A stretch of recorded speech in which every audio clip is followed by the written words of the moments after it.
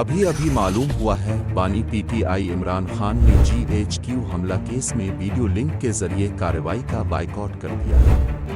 راولپنڈی کی انسداد دہشت گردی عدالت میں GHQ حملہ کیس کی سماعت ہوئی، جس سلسلے میں عمران خان کو ویڈیو لنک پر عدالت میں پیش کیا گیا تھا، انہوں نے ویڈیو لنک کے ذریعے کارروائی کا بائیکاٹ کر دیا۔ سماعت سے قبل عمران خان کو 3 مرتبہ ویڈیو لنک پر پیشی کے لیے پیغام بھیجا گیا۔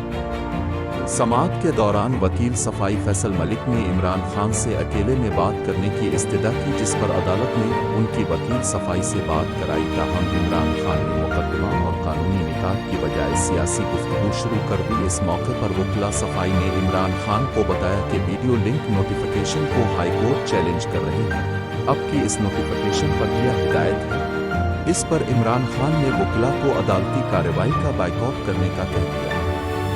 عمران خان کی ہدایت کے بعد وکلا صفائی عدالت سے باہر چلے گئے، تاہم عدالت نے سماعت جاری رکھتے ہوئے